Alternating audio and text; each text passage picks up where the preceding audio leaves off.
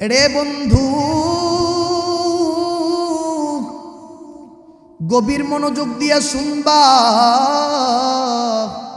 আমার আল্লাহ তাআলা রব্বুল আলামিন তোমাকে আমাকে যে আমানতটা দিয়েছে, তুমি আমি আমানত পাইয়া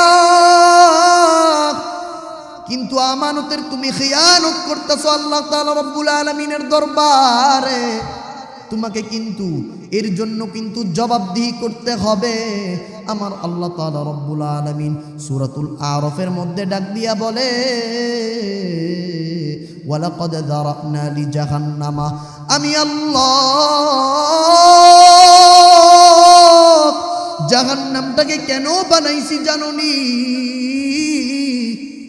কাসীরাম মিনাল জিন্নি ওয়াল ইনস, আমি আল্লাহ তাআলা রব্বুল আলামিন জাহান্নামটাকে কিছু জিনের জন্য এবং কিছু ইনসান মানুষের জন্য বানাইছি। লাহুম কুলুবুল লা ইয়াফকাহুনা বিহা,